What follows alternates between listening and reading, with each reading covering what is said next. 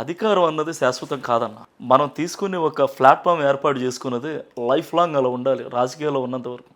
అంతేగాని చెప్పి ఇవాళ అధికారం లేదని వెళ్ళిపోవడం ఇది ఎలా ఉంటుందంటే అమ్మ అన్నం పెట్టలేదని చెప్పి అలిగి ఇంట్లో నుంచి వెళ్ళిపోయినట్టుగా ఉంటుంది.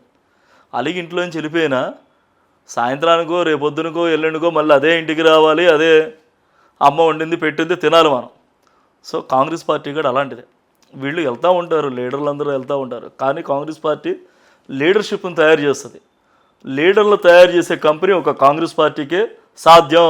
ఇవాళ ఏపీలో 10 సంవత్సరాలలో కాంగ్రెస్ పార్టీ లీడర్షిప్ మీ కర్మాగారంలో ఎంతమంది నాయకులు తయారయ్యారు? కొత్తగా ఎవరు తయారయ్యారు? ఇవాళ మీరు గమనించారు, పార్టీలను కూడా పక్క చూపులు చూసారు, పక్క పార్టీకి వెళ్ళారు. సీనియర్లే కదా ఉన్నది ఎవరు? ఇంకా సీనియర్లు వెళ్ళారు తప్ప క్యాడర్ అల్లేదు. 50 years దాటినోడు తప్ప మీ పార్టీ ఉన్న యువత ఎక్కడ ఉన్నారు? క్యాడర్ ఎక్కడ ఉంది కాంగ్రెస్ పార్టీకి? ఎందుకు లేదు? ఆంధ్రప్రదేశ్ క్యాడర్ ఎక్కడ ఉంది కాంగ్రెస్ పార్టీ? ఆంధ్రప్రదేశ్ లో నాయకులు లేరు కాంగ్రెస్ పార్టీకి. ఆంధ్రప్రదేశ్లో ఓటు శాతం ఎక్కడ ఉంది కాంగ్రెస్ పార్టీకి? ఉందా? నాయకులు ఉన్నారా? అయిపోయిందా?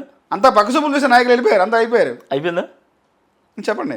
చెప్పడం అయిపోయిందా? చెప్పండి. మీరు గతంలో విభజన జరిగిన కానీ ఇప్పుడు వరకు ఈ 10-10.5 సంవత్సరాల్లో ఆర్గనైజింగ్ని అంటే ఫ్రంట్ల ఆర్గనైజింగ్ ఎక్కడైనా కానీ ఇంత స్ట్రాంగ్గా ఉన్నది ఏ పార్టీలోనే ఉందా?